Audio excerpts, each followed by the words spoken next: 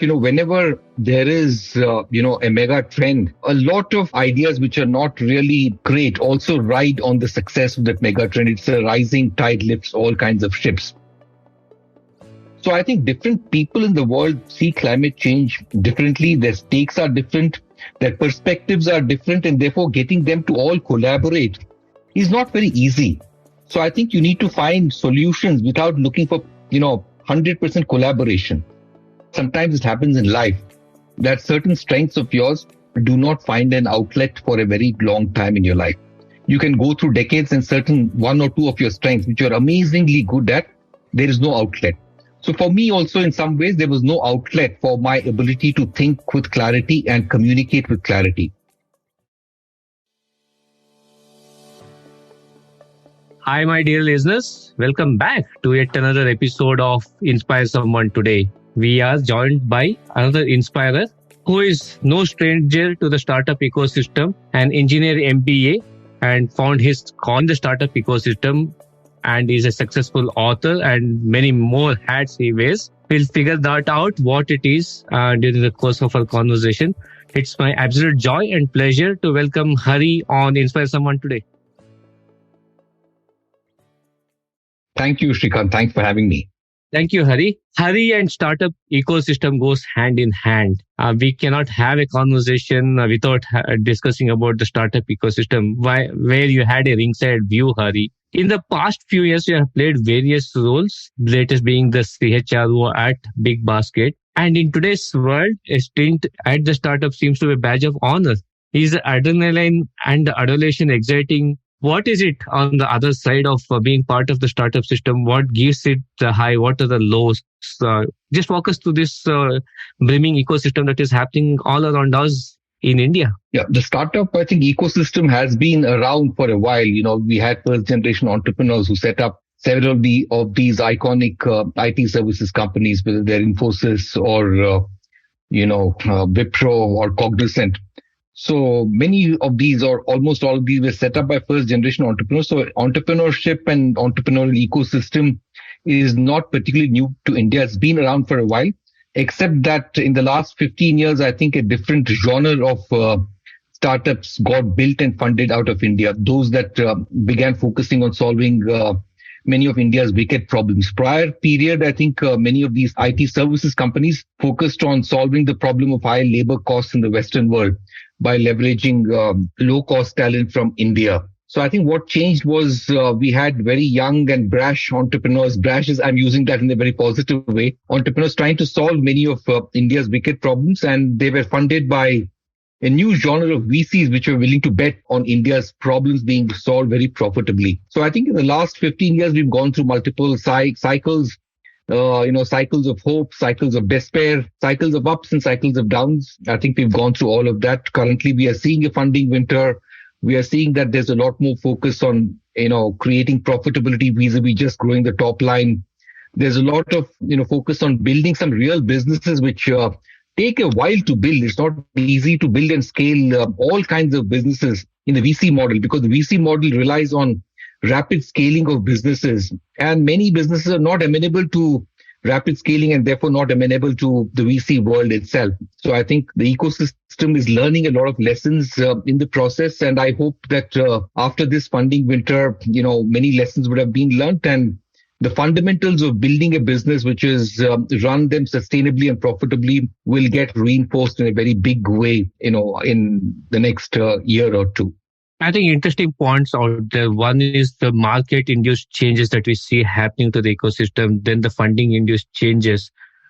And scaling, sustaining, valuation, value creation has been the mode of lot of the startups. So to say, these are the hot topics of the industry.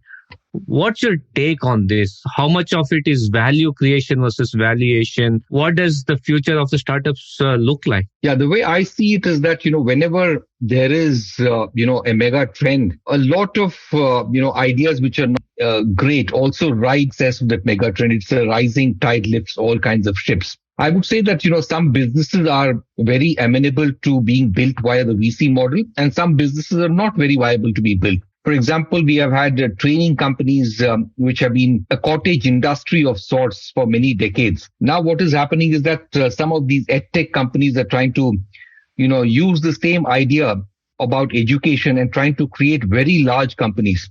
Sometimes I feel, probably, this entire industry of education is not amenable to one or two or three large players emerging very rapidly. I think the building them the cottage industry way where there will be place for hundreds of these companies is probably the right answer. But the VC industry has tried to build it in a manner that it will create two or three winners. We are seeing this in the property tech space also. For example, there were so many of these property tech companies, housing.com, for example, Nestaway. We had broker, no broker or broker, exchange. I don't remember the names also, 99 acres, Magic Bricks. Actually, none of them are profitable. In fact, a couple of them are already shut down and have been acquired in a fire sale. So I would say that, some of these businesses probably are not very easy to build, in the typical VC model where one or two large companies emerge and these are profitable companies. I think, the traditional way of building many small boutique businesses are in this space is probably, the better way to build small profitable companies. So I would say that, no, we are learning our lessons very rapidly, which is we are figuring out what kind of businesses can be fueled and bankrolled by VC money and what kind of businesses are best not bankrolled by, VC money. So we are learning our lessons, I would say, from that perspective. We are learning our lessons. You did touch upon pretty pertinent points here. Infusion of VC money, the rise of a lot of these organizations. Some tend to rise with the tide and with the whole growth spectrum in mind. What does it do to the culture and people in this organization? Are they victims of this rapid growth, or would they be able to accelerate their skills, accelerate in this ecosystem? What is your take and what is your recommendation for people in the startup, both the founder leadership community as well as the employees working in the startup in terms of culture, in terms of skills to hone in? I would just begin by saying that no one is a victim because all of us are adults who made a conscious choice of working for startups when we all had choices of working for much larger and more mature companies. So we are all aware of what the consequences are because startups are risky by the very nature of their definition and the very nature in which they are built. And many startups, may not ever attain product market fit, may not ever sometimes get the next round of funding, and therefore may not scale and grow profitability. As a result of which, from time to time, many of these startups are likely to right size, downsize, let go of people more easily than mature companies. So that's par for the course. To me, nobody's a victim. And, culture in companies which are growing very rapidly is built very differently from culture in much larger companies. So I think this is par for the course. And my suggestion, if you ask me, is that people should work for startups for the right reason. If they're expecting stability, if they're expecting, their life to go on happily without the ups and downs, if they're expecting that, their career would be one, single trajectory without the ups and downs, then startups are not the right place for them. The reason they should join startups is that they are looking to build something and they feel that they're going to enjoy being a part of the building out journey and are prepared to deal with all the consequences of rapid scale and rapid growth. So I think people who are all working for startups, whether they're founders or employees, are adults making very, rational choices, making sensible choices. And I think, once you make a choice, you have to be prepared for all the consequences around that choice. That's a great call out, Hari. And you yourself was on the other side of building startups, if a few successful one as well. Share your insights being part of BigBasket, how it was built and to where it is today. What are the key learnings? What are the key takeaways from your own experience? I would say, the key learnings are that once you get the product market fit, then it is very likely that you are going to grow. Whether you grow rapidly, when will you turn profitable? Those are interesting questions. But if you get a product market fit, which means that it's a product that the customers love and are willing to pay you a price that will make your business profitable in the long run, to me, that's product market fit. So I think, once you get your product market fit, it's a question of you figuring out how to grow and scale the business. So I think companies like BigBasket, they're solving a real problem, which is they got a product market fit, which is there was a genuine need for convenience. and people were willing to pay whatever it took to get that convenience of home delivery of grocery.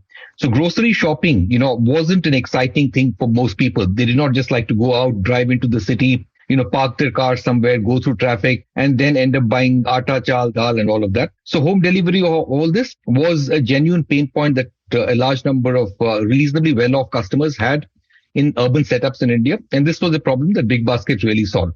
The question is, how quickly will this company turn profitable and what are the economics of this business? I think it's up to the founders and the leadership team to figure out. So, for example, for a company like BigBasket, this is a very thin margin business. So there is no room for, any kind of extra expenses and frills that customers don't value or care for. So this is a company which is to be built around optimizing efficiencies every day. It's a bit of a boring business to build, but then you have to keep on optimizing, scraping the bottom of the barrel for any unnecessary costs. So that's the way this company would eventually become profitable and scale.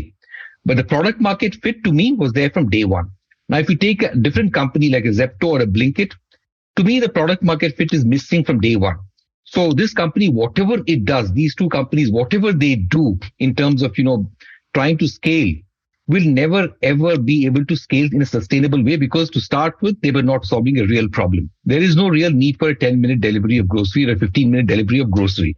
So eventually they will make it it'll be very difficult for them to make this work out. So I think, if you are a startup that has got your product market fit right, then you can figure out, how to build and scale. You could choose to, for instance, say that we will grow the top line for a couple of years or for some years.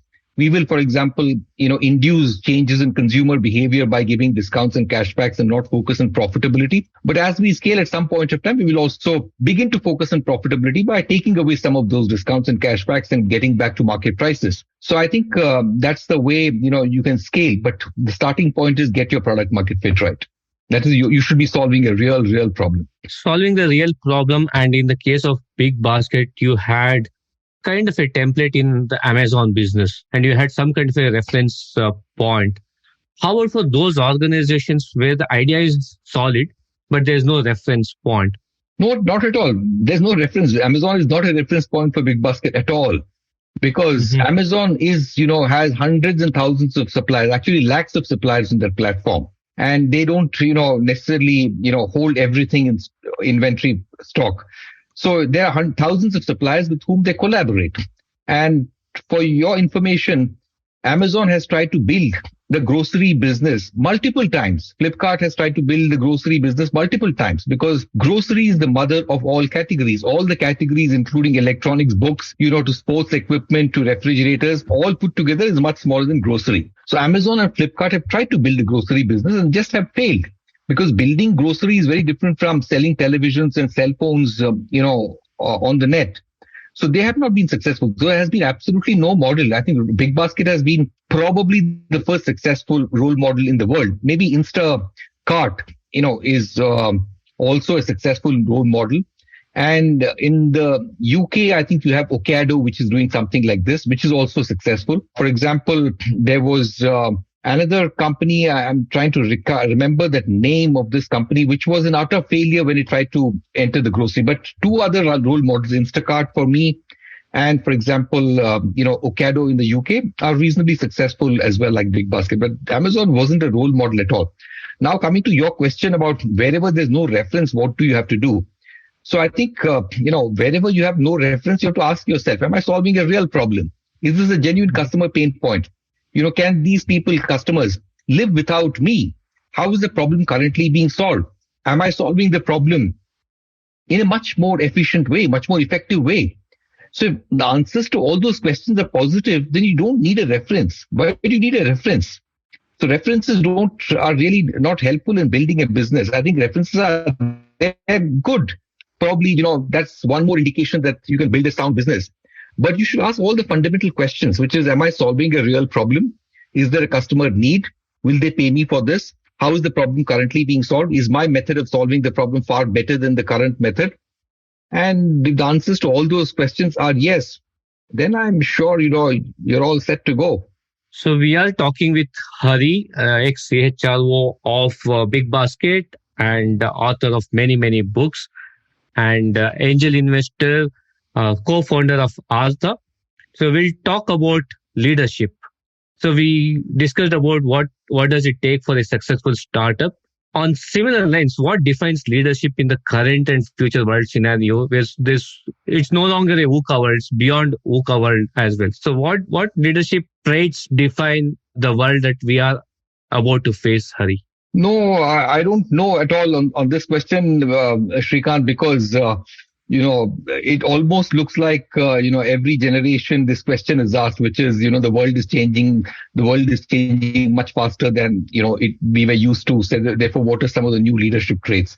I really don't think that leadership traits keep changing with time. I think good leadership traits will always endure. A good design will always endure. A chair and a table have been around for hundreds, if not thousands of years, and there has been no fundamental changes to the design of a chair or a table. So I think good things are always going to last. And leadership that was relevant 2000 years back, it continues to be relevant today, except that the form and shape it might take, the tools that people use may be slightly different. But uncluttered thinking, for example, has been something which is very important today. It was always important long time back. Ability to motivate and inspire people. Alexander the Great could not have, come all the way up to India, conquered, Persia and Afghanistan and gone through all those difficult journeys unless he was able to motivate a bunch of ragtag troops from Greece to come along with him on his journey and share his vision. So that continues to be important today also. I really don't think that, leadership traits, keep changing with time. VUCA world, to me, that's all of jargon and nothing more than that. So I think basic leadership traits is about leading people. It's about motivating, inspiring people, getting them to join your journey with a sense of vision, with a sense of with your ability to execute stuff, thinking with utmost clarity. I think those things don't change with time. That's a good call out, Hari. I think the fundamentals needs to be strong, and the fundamentals is what defines leadership in the current state, future Yeah, state. in fact, I will reframe the question as slightly. Instead of what is changing, I would say, let's focus on what is enduring when it comes to leadership. Because in trying to spend time on what is changing, which is so little, we lose track of what is enduring and what's important and what will not change over, decades and probably even centuries. That's something that we should think about and continue to reinforce with people. Having said that, I think where I'm coming from is there are a couple of dimensions that is more front and center now than at any time in the history of leadership or management. Some of them are, say, the entire climate change that is impacting the world and the role the leader needs to play. The mental health crisis that is happening, particularly the acceleration of the post the pandemic world. So given that context, how do you see some of the traits that needs to develop or some of the existing traits that needs to sharpen? Yeah, undoubtedly, I said the context of leadership is changing. The way Alexander fought his war will not be the way we will fight our wars. Technology has changed. The problems that we are trying to solve are changing. Climate change is suddenly, for example, important. But, whatever is leadership which can get people to rally around climate change will not be very different from whatever it takes to rally people around some other bigger causes. There have been equally good number of big causes throughout history. So whatever it took people to rally around to those problems, solving those problems is not very different from the way what it takes to rally people around climate change. And climate change is, to me, an extremely complex subject for the simple reason that it impacts different people in different ways. The stakes for different people are different. For example, upwardly mobile people in countries like India or any other, developing country where, people are aspiring for a slightly higher standards of living. They're coming from the lowest rung of the socio-economic pyramid and are climbing upwards. If you tell them, please stop consuming plastic, please stop consuming, fossil fuels, don't buy a car, they will laugh at you because for them, climate change is irrelevant. For them, climbing up the socio-economic ladder is far more important. So I think different people in the world see climate change differently. Their stakes are different. Their perspectives are different. And therefore, getting them to all collaborate is not very easy. So I think you need to find solutions without looking for, 100% collaboration. And I say that, if you are operating at a level of United Nations or the, President or Prime Minister of India, America, then the kind of consensus you need to build around climate change is going to be very difficult. But if you're operating at much lower levels when it comes to climate change, about how do you dispose of, commingled plastic waste? How do you solve for the problem of, deforestation? then the problem slightly become simpler.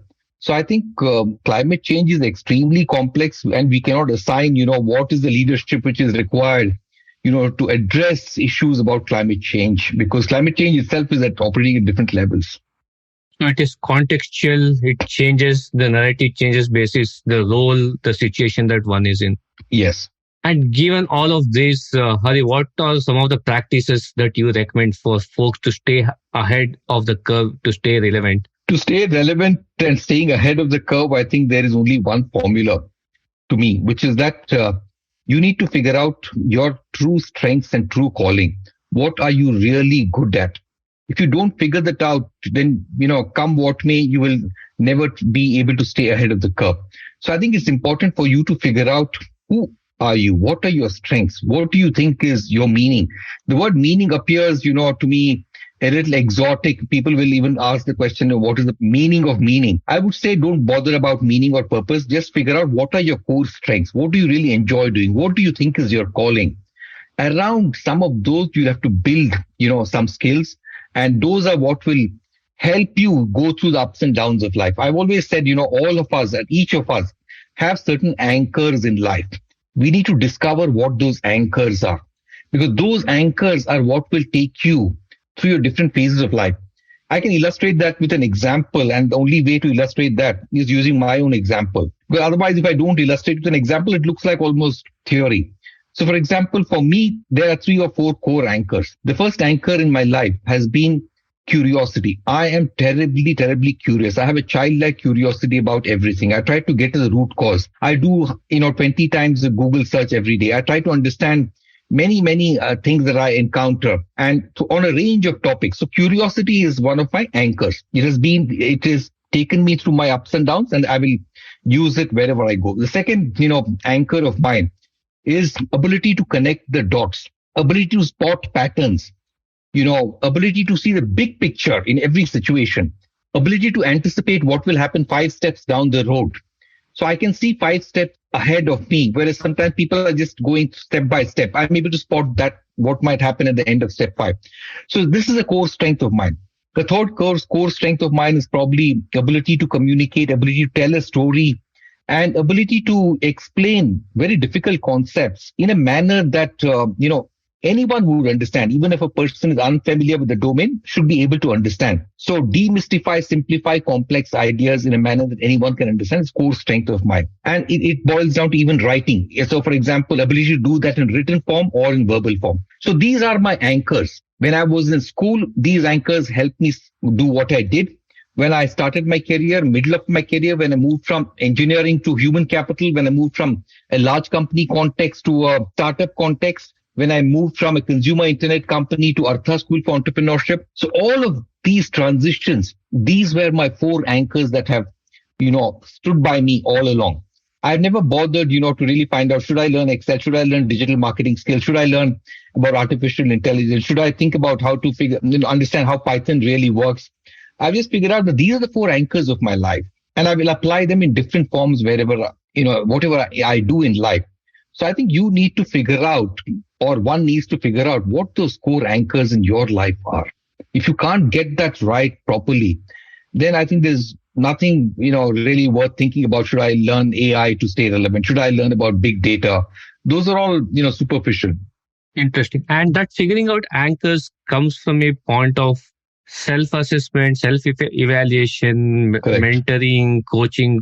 How do one go about doing that if you're still figuring out what that would look like? Very simple framework to do this. It's not very difficult. It's not rocket science at all.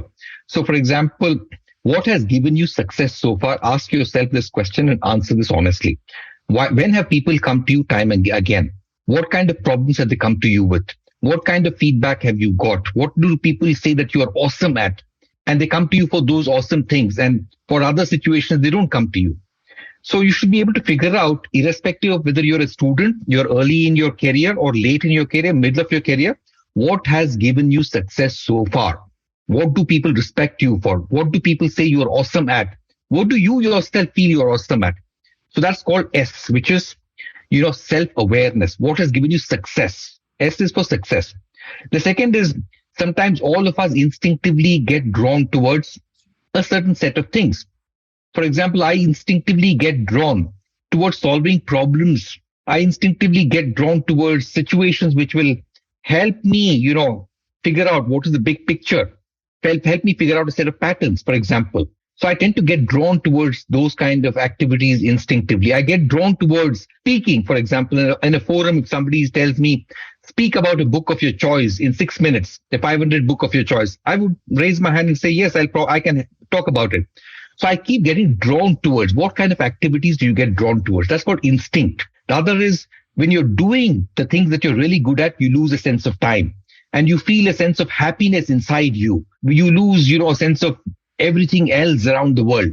So that's called growth. When you're doing something, you're enjoying every moment of it. That's growth. And the last is you feel the need for doing something like this again and again and again. So what do you feel the need to do again and again and again?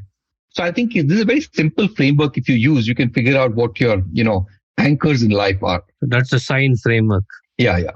Great. So you did touch upon your love for writing, your love for speaking. So definitely something for us to kind of talk about is in no time, you went on from 0 to 8 books and still counting. How did you channelize the author in you? How did you kind of turn out to be that prolific writer that you are today? And what insights our listeners can draw from your latest book, Winning Middle India? Just a crux of that. Yeah. So I would say, what sometimes it happens in life that certain strengths of yours do not find an outlet for a very long time in your life. You can go through decades and certain one or two of your strengths, which you're amazingly good at, there is no outlet. So for me also, in some ways, there was no outlet for my ability to think with clarity and communicate with clarity. That outlet came through a chance event, which is somehow I began writing on LinkedIn. People began to appreciate it. They felt that my writings were authentic, very practical, down to earth, bereft of jargon, bereft of, it was not academic, if you will. So that motivated me to write a book, and Penguin decided to publish that. And after that, it was no looking back. So I think all of us need to just be a little lucky as well to be able to find an outlet for one of our strengths. So for me, once the first book was published, then I kept getting new ideas and kept writing. And that was it, I would say. Coming to Winning Middle India, I think through multiple conversations with my good friend and colleague, Bala Srinivasa, we had multiple conversations about where India was going, what kind of problems in India are being solved, how easy or difficult it is to solve some of these problems. We all understood that in the first wave of entrepreneurship that started sometime in 2008 with the setting up of the company like Flipkart, then you had many companies, startups in India attempting to solve India's problems. But we quickly realized, me and Bala, that most of these founders, many of the unicorns that have got built so far, have focused on, solving the problems of the uppermost 15 million families in the socio-economic pyramid. We felt, there are about 70 million people there. We felt, those are relatively easier problems to solve. Now, what about the problems of the next 400 million Indians who don't have paying capacity?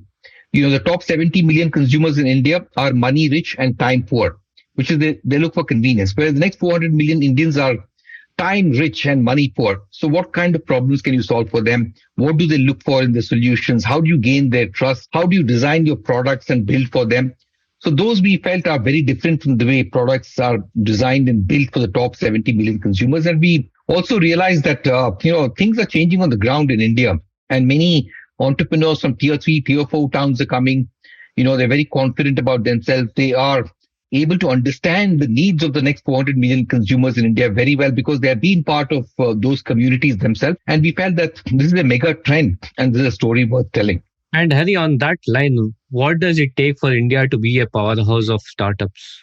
That's a very tough question to answer. I think I can give you very simplistic answers. But the more you think about it, you realize that simplistic answers don't really work well.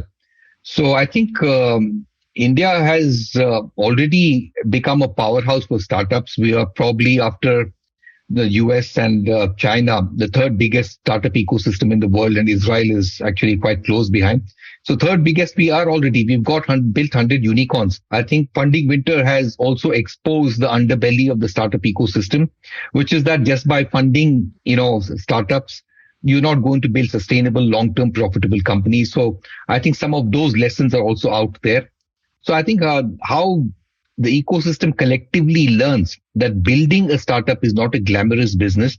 Building a long-term profitable company is difficult. Not all businesses can be bankrolled and fueled by VC money, because every entrepreneur now, one of the first questions is, how do I raise how do I raise funding?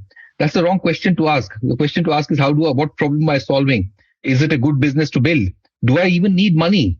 Can I not make the business profitable from day one and grow slowly and sustainably? So I think the startup ecosystem is learning some of these lessons. And to me, if these lessons endure and get remembered for a longer period of time, India will continue to be home to, many, many great startups. And I think we also need good role models. What happens in high growth phases is that sometimes we end up with the wrong kind of role model. I won't take names, but I think we all know what kind of people who have not built businesses the right way, who have had very serious governance issues. Some of them in the short to medium term have become role models by the way they speak and they engage with the social media and the kind of tweets they put out.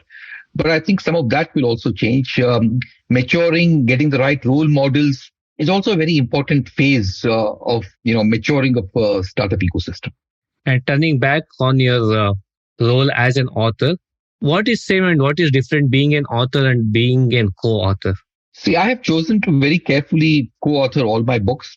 I've worked with the co-author that really shared my passion for that topic or the theme on which we were to write. Sometimes my co-author, was more passionate than me about a topic, and I found I was discovered by my co-author. Sometimes I discovered my co-author. Both the things happen. So, for example, Swati Jaina, who, is my co-author for this book called Diversity Beyond Tokenism, Why Being Politically Correct is Not Good for Anyone. That was an idea that she was very passionate about. And, she and I had spoken about this topic a couple of times, and she just felt that our thoughts are quite in alignment. And she just felt that I could probably be a good co-author. She wrote to me, an email she wrote me and asked, this is the topic she's planning to write a book about. Will I want to be a co-author with her? In 10 minutes, my response has been, the topic is exciting. Let's do it. So, my decisions have always been, many times gut decisions, very quick. I don't, spend time over analyzing stuff. In 10 minutes, I told her yes. And the book happened. It's, by the way, it's one of my all-time favorite books as well. I loved the way we ourselves wrote it. I'm happy about ourselves. I can say that with a lot of pride because it's a very difficult topic. Many people have, brushed aside the difficult conversations that are essential to get clarity on the topic. Whereas we, dealt with all the difficult issues. We didn't take politically correct positions. We took whatever positions were pragmatic and in the interest of moving society in the right direction. So at places we might have come across as a bit unpopular and politically incorrect, but we felt that was the right thing to do as well. So co-authoring a book is important for me. Because for me, I don't like to do anything alone. Doing something with a co-author gives you somebody with whom you can brainstorm, somebody with whom you can play brain tennis, somebody who could be a sounding board. You could run an idea past them. And sometimes when you're lazy to write, the other person can push you. And when the other person is lazy, you can push the other person. When the other person is stuck, you can help the person come unstuck or whatever, and vice versa. So I enjoyed co-authoring. I've never authored a book all by myself, and I don't think I ever will. That's an interesting take. And as an author, how do you respond to setbacks? Not all books would kind of hit the top of shelves. There will be some instances where the book will not do as much as you expected it to do, or vice versa. How do you respond to these kind of situations? Not at all. I don't respond. I don't even think about that. So, for example, if a book does not do that well, so be it. I think we took a bet, wrote it, and the publisher took a bet, published it. It did well, didn't well, do not well, not a problem. Getting the message out there was more important than how the... Any day. So we are in the Power of Three round talking to Hari TN. The first of the Power of Three round is, Hari, what are three routines that is unique to you? No, I don't have any routine that's unique to me. If there is three advice that you would give to your older self. Yeah. Enjoy life. Stop judging others. Let other people be who they are. You should be happy with who you are. Don't, misinterpret people. Don't get upset with them unnecessarily. Lead a happy life. Let people be who they are. You should be who you are. Be liberal in your thinking. and increase your tolerance levels to all kinds of things. Wonderful. Three trends that's shaping the marketplace, Hari. I really don't know of any major trend. I mean, the one that stands out, which everybody talks about, is artificial intelligence, though I have no clue as to, how it is going to evolve, because AI has gone through multiple phases of hype only to let us down. And sometimes when there's a hype, we all think, AI is here to change this world. AI is going to change the very, very fundamentally, significantly. And sometimes it could be so damaging that we should stop, all kinds of AI work for the next 6 months. We should get the government to put guardrails. So I think this is all hype to me. When we developed, atomic weapons, when we developed nuclear power, when we developed, fossil fuels, car engines, we did so many things in the past, which were far more disruptive, with far more negative, effects or consequences of misuse. We lived with those. Nothing happened. Nothing will happen with AI as well. So I can't think of any trend, I mean, trends are all what we are seeing. I can't think of anything which is beyond what is obvious or whatever has already taken shape. Which of those three startups you think that this is the startup to watch out for, or these are the founders to watch out for? One startup that comes to mind is, for example, a startup called Entry, ENTRI, which is an edtech company. And to me, many edtech companies are not solving real problems. There are a few exceptions. Simply Learn is one of them. Entry is the other one. Both to me are solving real problems in the areas of education. So these two startups I feel positive about. Simply Learn is far more advanced, far older also. Entry is relatively new and much younger. And I admire the founder, who is a person called Hissam, Mohammed Hissamuddin. He's also called Hissam. It's a great startup. I think this will go places. 3 book recommendations that Hari has for our listeners. I'm a very unconventional person when it comes to books. For example, I hardly read books on leadership. So if you're expecting books on leadership, then, you're asking the wrong person. For example, a book I read a long time back, but I continue to be fascinated and reread that from time to time. I read was this book called The Selfish Gene by Richard Dawkins. Richard Dawkins has written multiple books, The Selfish Gene and The Blind Watchmaker. I liked both of them. I also liked, Pranay Lal's 2 books, Indica and The Virus. Both of them I liked. I liked Rupa Pai's Cubbon Park, for instance. I loved that book. I read this book called, recently, Ray Dalio's book about the changing world order. I liked that book as well. Then I recently happened to read The Story of the Marathas, or The History of the Marathas. I liked that book as well. So, yeah, I like to read books on science. I like to read books on history. I also like select biographies, not biographies of leaders, but biographies of of people who went on interesting adventures. So a biography of, for example, Shackleton fascinated me. Biography of Lincoln fascinated me. So that was a Power of 3 section. Hari, thank you so much for taking it on. As we come closer to the home run, a couple of questions before we call it as wraps. In your own words, the importance of journey versus destination and importance of mentors, the importance of all of this. Yeah. So I'm a believer that there are largely 2 types of individuals. The first category are those who are the destination types, and the second are a category who are both of the journey types. And ultimately, it's not extreme. There are people, it's a continuum. There'll be some people who are partially journey, partially. It's a continuum. But the extremes are defined by journey-oriented folks and destination-oriented folks. I'm more towards the journey-oriented folks. For me, outcomes just are outcomes. I don't really plan or aim a lot on outcomes. I aim a lot for doing things that I like to do at that moment and gradually discovering new things that I like to do. In the process, I might hit some outcomes, but those were not what I looked for. I just look for that, every year, every moment, every decade being very fulfilling for me. So I'm much more of a journey person. And for somebody who's wearing multiple hats, how do you time box yourself? What's some of the practices that you can share that the listeners can take and implement in their own lives or careers? Yeah. So what I did was that, many things. I think one of the things is, uncluttered thinking. I realized that a lot of time is spent by people in not defining because they don't define a problem very correctly. So, for example, like you could find a group of people sitting together for 2 weeks and trying to solve a problem. And many times I have been able to step in and been able to resolve and bring clarity that provides right direction in probably half an hour in a 30-minute meeting.